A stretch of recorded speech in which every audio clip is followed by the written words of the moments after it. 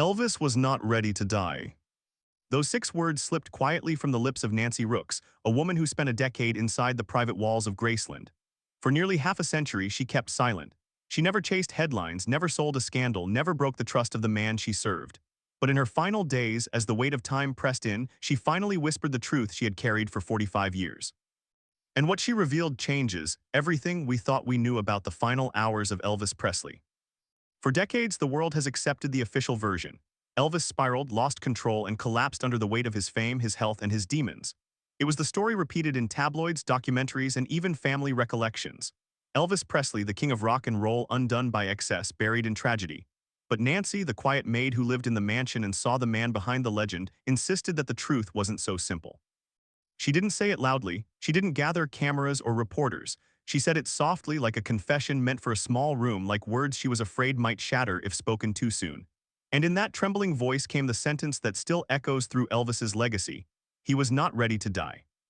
Think about that for a moment. If Elvis wasn't ready to die, then what really happened inside Graceland that August morning in 1977? What did Nancy see, hear, and feel that convinced her the story the world embraced was incomplete? What secret did she carry alone for decades, until the nearness of her own death gave her the courage to finally speak? Nancy was not just another employee. She wasn't a hanger-on, a gossiping insider, or a relative eager to cash in. She was there in the kitchen when Elvis padded in barefoot asking for peach cobbler. She was there when he sat at the piano in the dead of night singing hymns with his grandmother. She saw the laughter, the quiet moments, and the exhaustion that no stage ever showed. She lived in the rhythm of his upside-down nights and restless mornings. And when everyone else turned his story into myth, she remembered the man. And that's why her final words strike like lightning, because they don't come from rumor, they don't come from speculation.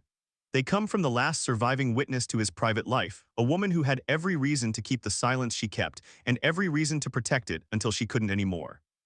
For 45 years, Elvis's death has been painted as inevitable, the tragic ending of a man consumed by fame. But Nancy suggests something else. She suggests that Elvis still carried hope, that he still dreamed of starting again, of walking away from the noise, of being more than the image the world demanded. She suggests that the king wasn't crumbling, he was reaching. Reaching for rest, reaching for renewal, reaching for a chance no one else knew he was planning to take. If Nancy is right, then the story of Elvis's final hours is not one of surrender, but of interruption. Not the fall of a man who had given up, but the silencing of a man who still believed there might be another chapter. And that's why Nancy's whisper matters. It doesn't rewrite history, it reframes it. It forces us to ask, what really happened in Graceland that morning? Why did Elvis's last request sound more like the beginning of something than the end? And why did Nancy Rooks, loyal to her last breath, wait until her own life was closing before finally daring to say it? Elvis was not ready to die. Those words open a door, and once you walk through, you can never see the king of rock and rolls ending the same way again. For most of the world, Elvis Presley was larger than life. He was the king, the dazzling jumpsuits, the screaming fans, the voice that could rattle stadium walls and soften into a hymn that brought tears to your eyes. He was myth before he was even gone, a man whose very name became shorthand for excess, fame, and legend. But inside the gates of Graceland, behind the velvet ropes and away from the blinding lights, lived a man.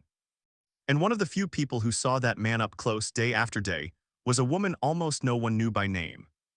Her name was Nancy Rooks. She wasn't family, she wasn't a bodyguard, she wasn't a girlfriend chasing the glow of celebrity, she was a maid, a cook, a quiet woman whose job was to keep Graceland running, to prepare midnight meals, to fold laundry, to move silently in the background of history. And yet in many ways she knew Elvis more intimately than the millions who adored him from afar.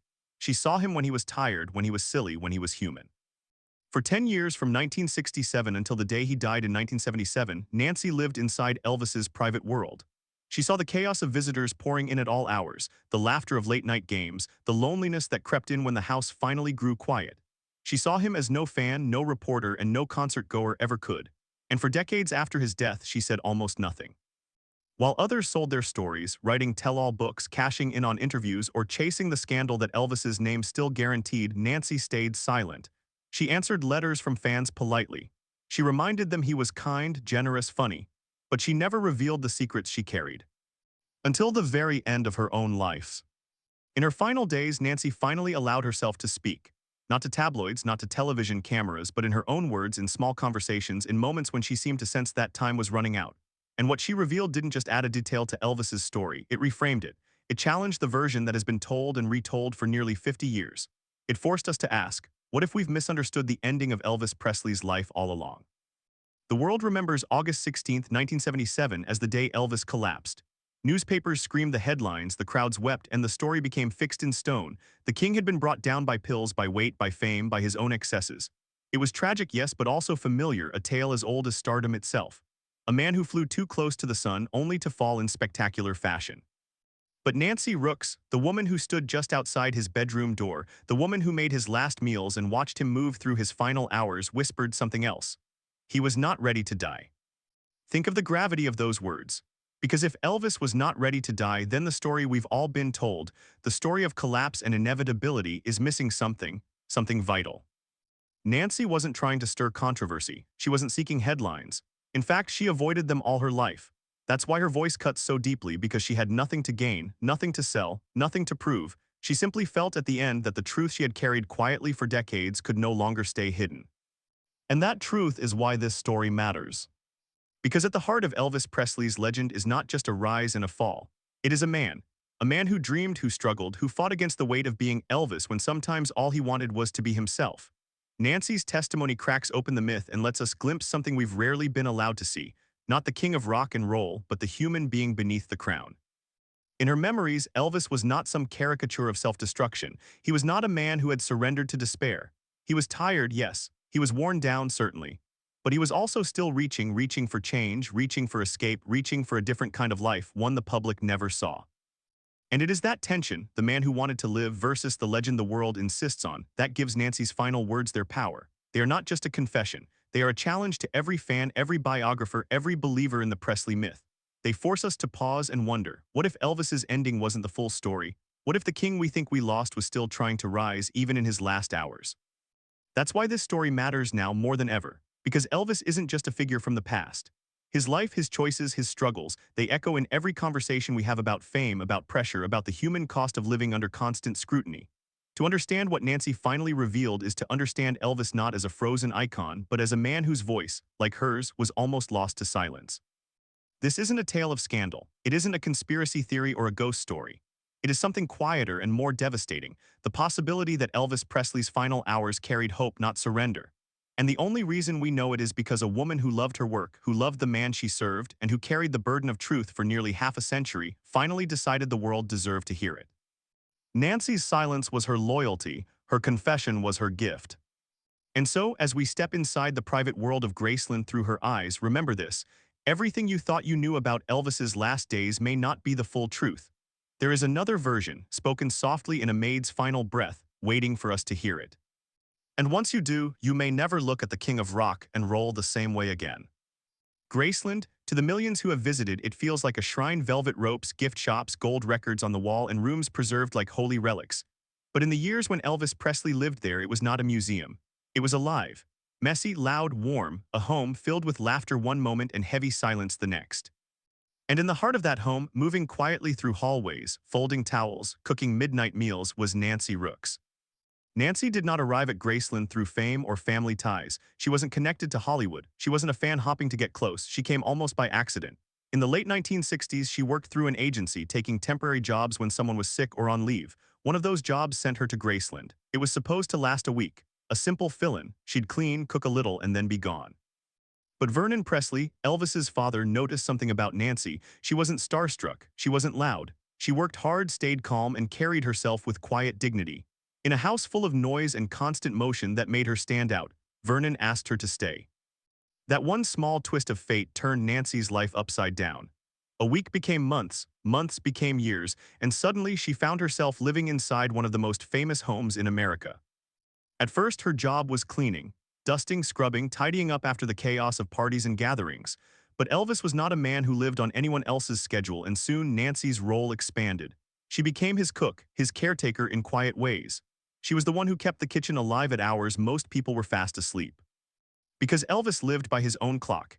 He'd wake late, eat late, and live through the night.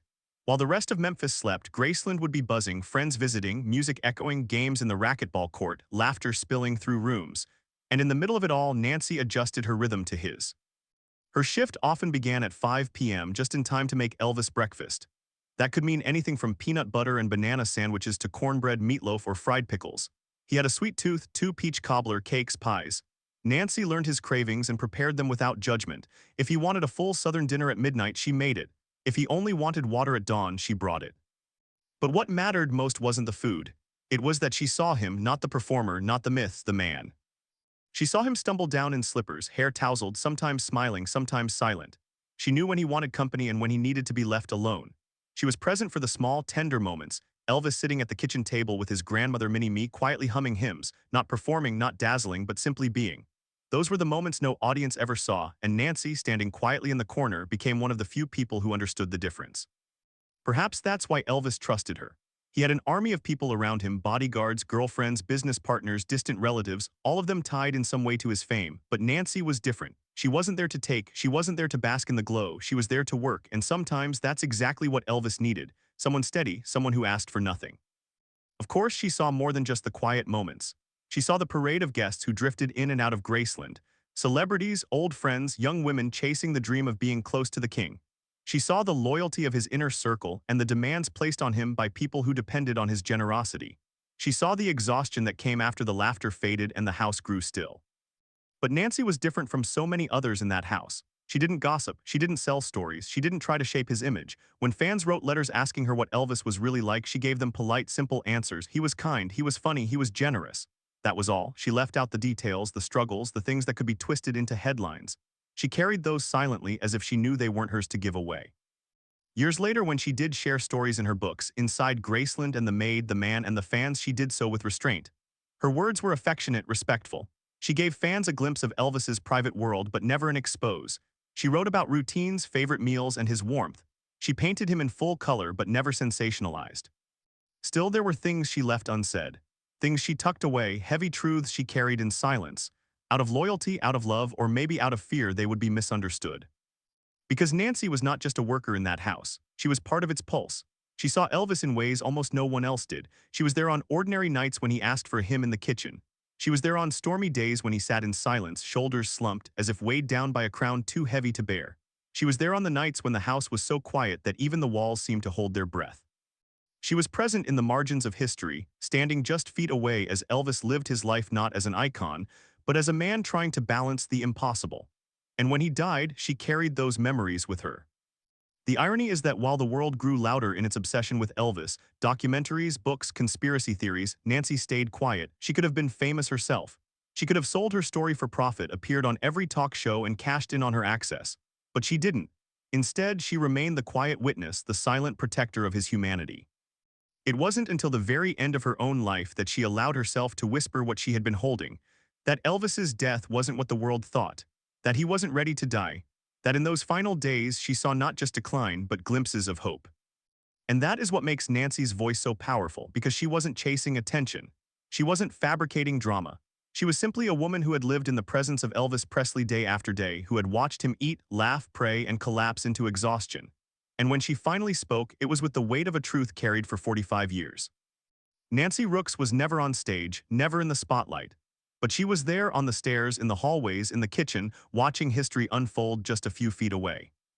Her silence wasn't emptiness, it was loyalty, and her eventual confession wasn't betrayal. It was a gift, one final act of care for the man she had served.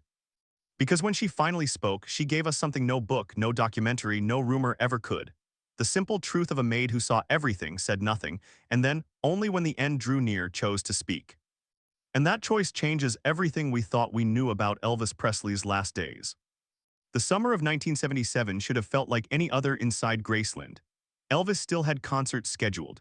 There were rehearsals, travel plans, people buzzing around the house with the expectation that life, as unpredictable as it always was, would simply keep going. But for those living inside the mansion, there was a shift in the air, something subtle at first, then undeniable. Nancy Rooks, moving quietly through the kitchen and halls, noticed it in ways no one else did. Elvis still laughed. He still played music at odd hours, still pulled friends into late-night racquetball games, still cracked jokes when the mood struck him. But beneath it all, something had changed. His body carried it. His voice carried it. Even his silence carried it. He was heavier now, moving more slowly, sitting down with a heaviness that seemed to echo deeper than just weight. His appetite, once steady, now flickered in and out. Some nights he wanted full meals, the comfort food Nancy had made for years. Other nights he wanted nothing but water, juice, or silence. It wasn't just his body, it was his spirit.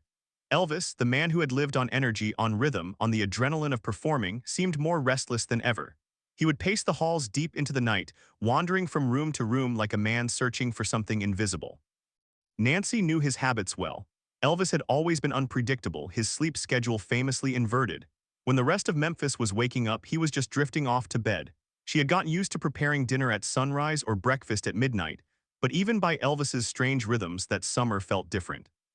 The house itself seemed to feel it. The music was still there but thinner. The laughter was still there but shorter. Conversations carried weight they hadn't before. Nancy wasn't the only one to notice. Friends and bodyguards whispered about how tired he looked, how his mood swung from light to heavy in minutes. Some chalked it up to the endless cycle of medication, pills to sleep, pills to wake, pills to keep going. But Nancy saw something else, something harder to name. It wasn't just his health. It was as if Elvis was standing at a crossroads, torn between the man the world demanded and the man he longed to be. And then came the little moments, the kind that seemed small at the time, but in hindsight glow with meaning. One night, Elvis asked Nancy and his grandmother to sing hymns with him in the kitchen. No spotlight, no crowd, no applause, just three voices weaving together softly late at night. It wasn't the request of a man giving up. It was the request of a man holding on. But those nights were rare. More often, the silence pressed heavier. Elvis would retreat to the bathroom upstairs, his private sanctuary.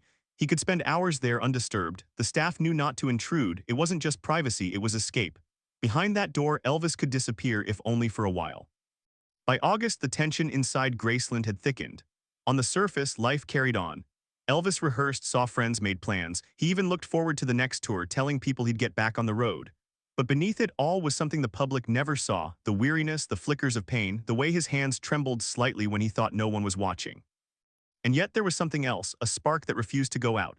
Elvis was still dreaming. He spoke quietly, almost secretly, about starting over, about finding peace away from the noise, away from Graceland, away from being Elvis Presley. Nancy remembered him saying more than once, "I wish I could just be a man again, just a man somewhere quiet." Those words lingered in her mind. They weren't the words of a man preparing to die. They were the words of a man still searching for life. But the tension grew. Nancy saw how the medications piled up, how doctors came and went, prescribing but never truly helping. She watched him shift between bursts of energy and waves of exhaustion, and she carried the unease of knowing that something was off, though she couldn't yet name it. The day before his death, Elvis played racquetball with friends. That detail is etched into the official record. He laughed, he moved, he sweated, he looked alive. Nobody could have predicted what would happen next, and that's why it struck everyone so hard. Nancy remembered that night clearly.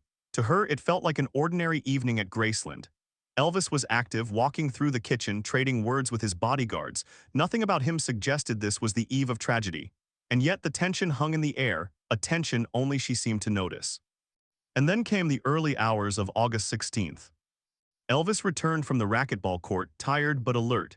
He stood on the steps outside the kitchen, his face damp, his breath still heavy from the game. Nancy asked him the question she always asked, "You want something to eat, Mr. Elvis?" He shook his head. "No, I don't want anything to eat now, I just want to get some sleep, but what I would like is some water." It was such a simple request, but the way he drank it, that was what stayed with Nancy forever. Pauline, another staff member, brought the water in a jug, the kind usually used for orange juice. Elvis grabbed it and drank deeply, almost desperately, as though he hadn't tasted water in months. Nancy brushed it off at the time. He's just tired, she thought. He's hot from the game. But in hindsight, that moment glowed with eerie significance. Because it was the last time she spoke to him, the last request he ever made. Hours later, the house would erupt in chaos. Ginger Alden would find him unresponsive in the bathroom. Paramedics would be called. The world would learn that Elvis Presley, the man, the myth, the king, was gone. But in those hours before, Nancy carried only the memory of a man asking for water. And for her, it meant everything. Because to her, that moment didn't look like the final act of a man giving up. It looked like the quiet resilience of someone still trying, still reaching, still alive. The tension of that summer, the restlessness, the quiet hymns, the packing, the searching, suddenly made sense to her years later. Elvis wasn't fading, he was fighting. And yet that fight ended before anyone expected it.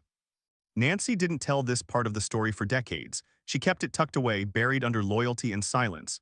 But when she finally spoke, near the end of her own life, she admitted what had haunted her all those years, that the Elvis she saw in those last days was not a man ready to leave. He was a man still clinging to hope.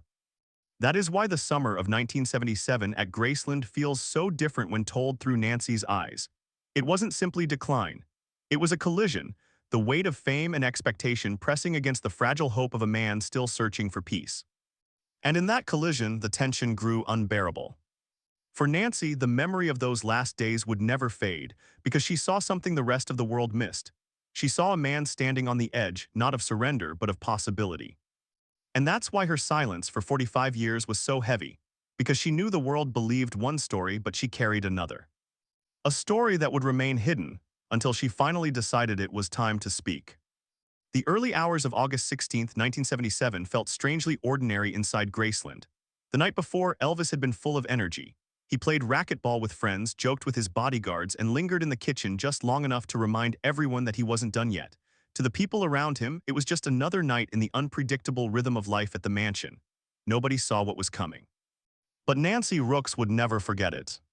When Elvis walked in from the racquetball court, sweat glistening on his face, he didn't look like a man on the edge of death. He looked tired, yes, but alive, alert enough to exchange small words, to wave off food, to simply ask for water. Nancy, ever the caretaker, offered him breakfast as she always did. "You want something to eat, Mr. Elvis?" she asked softly. He shook his head. "No, I don't want anything to eat now, I just want to get some sleep, but what I would like is some water." It was such a simple request. Water, the most ordinary of things, but the way he drank it, that's what burned itself into Nancy's memory. He gripped the jug and gulped it down fast, like a man who hadn't had water in days.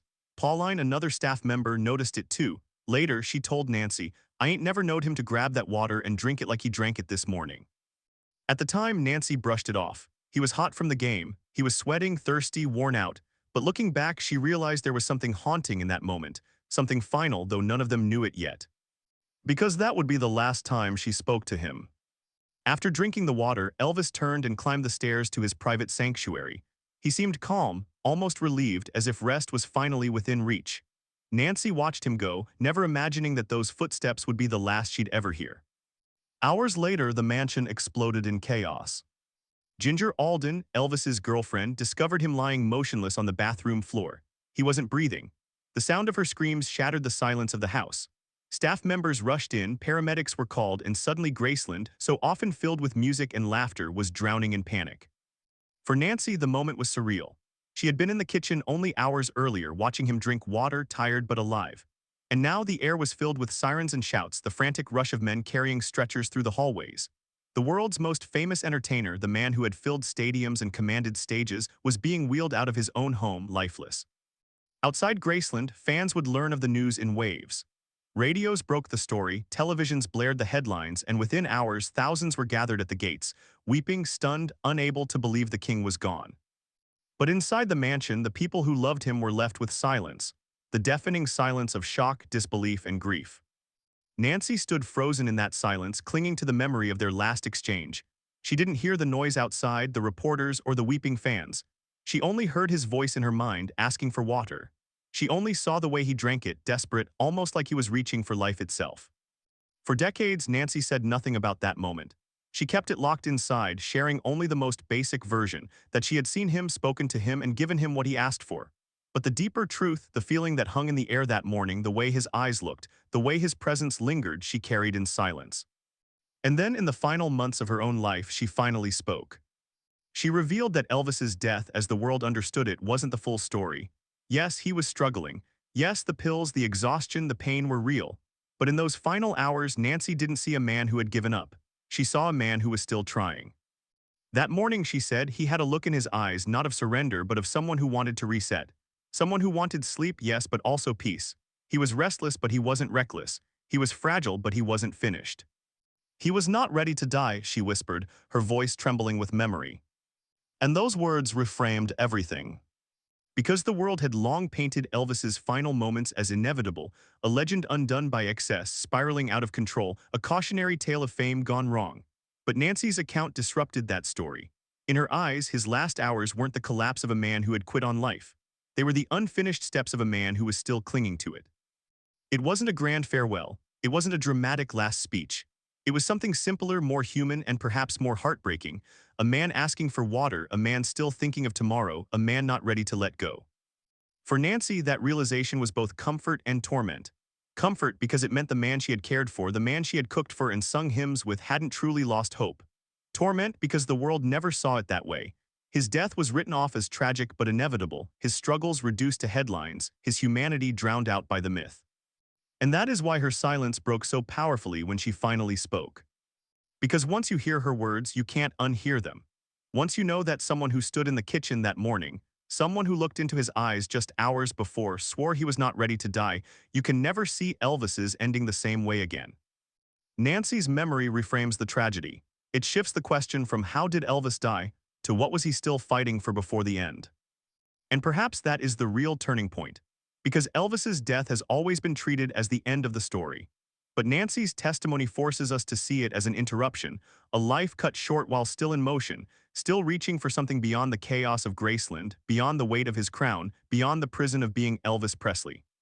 What that something was, we may never know. Maybe it was rest, maybe it was escape, maybe it was simply the chance to live as a man again rather than a legend, but what Nancy saw was enough to convince her that he wasn't finished. And now, decades later, her voice rises from the silence of time, turning what seemed like the end into something else entirely. A moment of tension frozen forever, a turning point the world never recognized. The morning of August 16th was supposed to be just another morning inside Graceland. Instead, it became the most defining moment in the mansion's history. And thanks to Nancy Rooks, we now know it wasn't just the day Elvis Presley died. It was the day he almost lived. When the sirens faded and the stretcher left Graceland, nothing felt real anymore. The house that had always pulsed with noise, music echoing from the piano, voices carrying down the halls, footsteps at all hours, suddenly stood still. Elvis Presley was gone. Outside, the world erupted. Within hours, news anchors across America interrupted programming. Radios buzzed with the breaking story. Fans began pouring through the gates of Graceland, some sobbing, some refusing to believe it. A river of people stretched along Elvis Presley Boulevard, grieving not just the death of an icon, but the death of a dream that had defined their youth. But inside the mansion, the grief was quieter. He was the king there, he wasn't a legend. He was the man Nancy had just handed a jug of water to, the man she had cooked peach cobbler for, the man who had asked her to sing hymns on quiet nights. And the memory of those ordinary moments made his loss even heavier. For Nancy Rooks, the aftermath was unbearable. She could still see him climbing the stairs, still hear his voice saying he only wanted sleep, still feel the weight of that final request. When Ginger Alden screamed from upstairs, when paramedics rushed in, when chaos tore through the house, Nancy stood rooted to the ground, caught between disbelief and heartbreak. The rest of the world would know Elvis's death as a headline, but Nancy would carry it as an echo, a silence that filled every corner of Graceland long after he was gone. And yet, while others rushed to tell their version of events, books, interviews, tabloid confessions, Nancy did something unusual. She stayed quiet. It wasn't because she didn't have stories. She had more than anyone. She knew what he ate, what he said in unguarded moments, what he feared in the dead of night. She had seen the pills, the exhaustion, the vulnerability no fan ever imagined. But she didn't cash in. She didn't add her voice to the roar of sensationalism. She simply carried her truth in silence. That silence wasn't emptiness, it was loyalty. Because Nancy understood something the world often forgot. Elvis Presley wasn't just a superstar, he was a man. And to her, protecting that man mattered more than feeding the legend. For years, she kept her memories locked away. When fans asked her what Elvis was really like, she answered simply, he was kind, he was generous, he was funny. Nothing more, no scandals, no drama, just enough to reassure them that the man they loved had been worthy of their love. And yet inside, Nancy carried the weight of what she had seen in those final days. She carried the memory of him packing the halls, restless but determined. She carried his words about wanting to just be a man again, somewhere quiet. She carried the image of him drinking water like it was life itself. For decades, those memories haunted her, not because they were scandalous, but because they didn't fit the official story. The world said Elvis had given up, that he had collapsed beneath the weight of addiction and fame, but Nancy knew something different. She knew he was still trying, she knew he wasn't ready to let go. And finally, near the end of her own life, she let those words slip. She spoke softly, not like someone eager to rewrite history, but like someone finally releasing a secret too heavy to carry alone. She told friends that Elvis's death wasn't what people thought, that he hadn't been reckless that morning, hadn't been lost to despair, that he had been tired, yes, worn down, yes, but still alive in a way that mattered. Her most haunting words echoed again, he was not ready to die. Those 6 words changed everything. They didn't erase the facts of August 16th. Elvis was still found in the bathroom. His health was still failing. The pills were still part of his life. But Nancy's perspective added a layer the world had ignored, the possibility that Elvis's ending wasn't the collapse of a man who had surrendered, but the interruption of a man who still had hope. In her final years, she even spoke about things she had never dared mention before. The way Elvis kept books upstairs on spirituality, on health, on personal transformation. The way he talked about starting over. The way his spirit seemed restless not because he was finished, but because he wanted more. For Nancy, those details mattered. They revealed a truth deeper than the tabloids ever bothered to print, that Elvis wasn't simply crumbling, he was searching. And when she finally spoke them aloud, her voice shook the foundations of the myth the world had built. Fans who read her words wept. Some said they felt closer to Elvis than ever because they finally saw him as human, a man carrying burdens but also dreams. Others resisted, unwilling to let go of the narrative they had believed for decades. But even the skeptics admitted one thing: Nancy had nothing to gain. She hadn't spent her life chasing attention. She hadn't tried to profit from her proximity to fame. She had stayed in the shadows, loyal and quiet, until her own life was drawing to a close. And then, only then, did she allow herself to whisper the truth. That is why her testimony matters, because it wasn't a scandal and it wasn't gossip. It was compassion. Compassion for a man remembered too often as a cautionary tale, and too rarely as a human being still reaching for life. Nancy's words reframed Elvis's death. They shifted the focus from how he died to what he was still living for. They reminded the world that behind the rhinestones and the headlines, there was a man who hadn't given up. And in doing so, she gave Elvis something he rarely had in life: understanding. The aftermath of Elvis's death was filled with noise. Reporters, fans, family, and opportunists all clamored to shape his story. But Nancy's quiet voice cut through it, not with volume but with truth. And that truth was simple. Elvis Presley in his final hours was not a man resigned to his fate. He was a man still trying, still hopping, still alive in ways the world never saw. Nancy Rooks carried that truth for 45 years. And when she finally shared it, she didn't just change how we see Elvis. She changed how we remember him. Because now, instead of picturing a fallen king brought down by his demons, we can remember a man who, even at his weakest, still reached for more. That is the power of her silence, and that is the power of her voice. When Nancy Rooks finally broke her silence, her words didn't explode across the headlines. There was no media circus, no primetime broadcast. Her testimony moved like a whisper, passed between fans, murmured in interviews, shared quietly in Elvis forums and gatherings. But sometimes a whisper is louder than a shout. Because what Nancy revealed changed the way people remembered Elvis Presley. For decades, the official narrative had been simple. Elvis was brilliant but reckless, a man consumed by fame, undone by addiction, destroyed by his own choices. He became the cautionary tale, the tragic warning of what happens when talent collides with excess. And that was the version the world accepted. But Nancy's voice disrupted it. She wasn't denying the struggles. She didn't pretend Elvis wasn't in pain or that he didn't lean on the very medications that blurred his days and nights. She admitted all of that, but what she added was something the world had ignored: hope. In her eyes, Elvis hadn't surrendered. He hadn't given up. He was still fighting, still dreaming, still reaching for a version of himself that could live outside the chaos. He read books about spirituality, about transformation. He whispered about starting over. He asked questions about whether a man could really disappear and live simply again.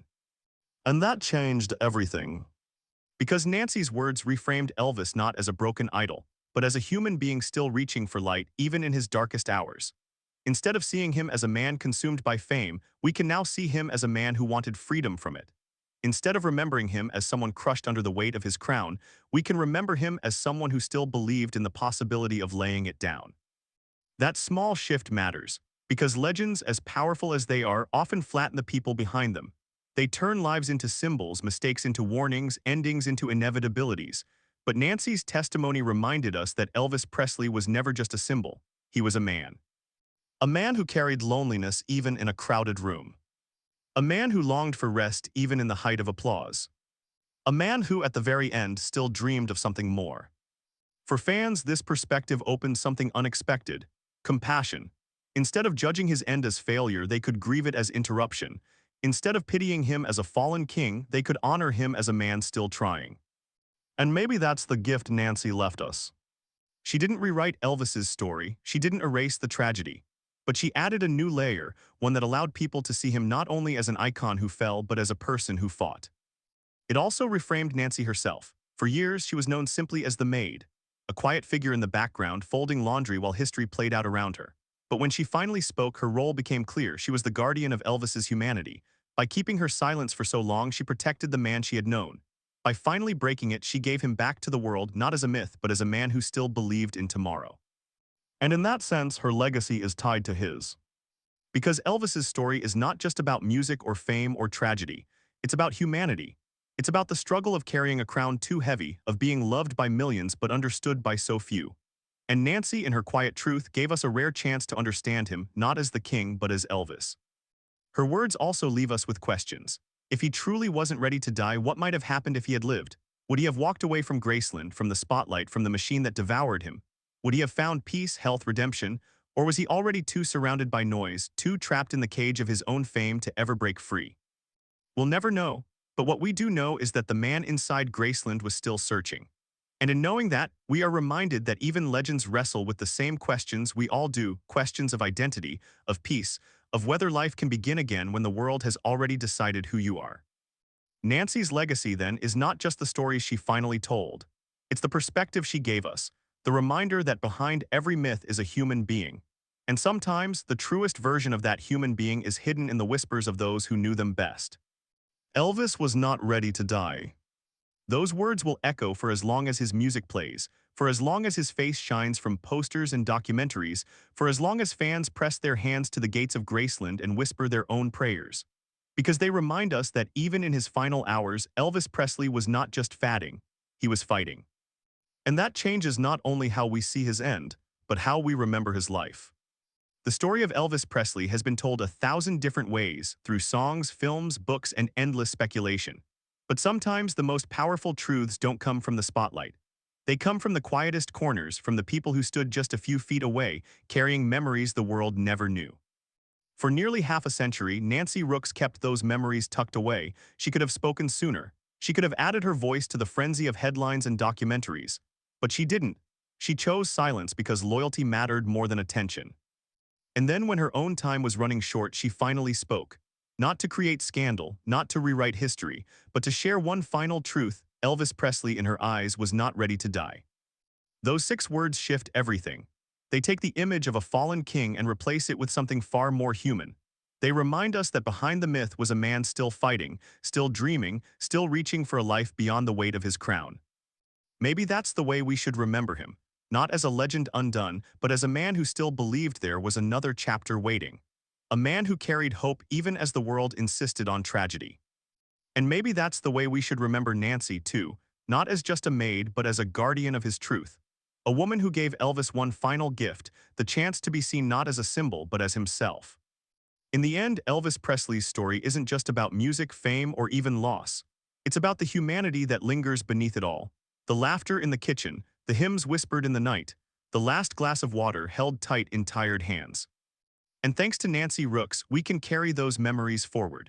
We can remember Elvis not only as the king of rock and roll, but as a man who, until the very end, was still reaching for life. If this story moved you, I invite you to subscribe and stay with us for more untold truths, more hidden memories, more moments that remind us that even legends are human. And if you want to continue the journey, don't miss our next story, another chapter from behind the walls of Graceland that will change the way you see Elvis forever. Because sometimes the quietest voices carry the loudest truths, and sometimes all it takes is a whisper to rewrite the way we remember a king.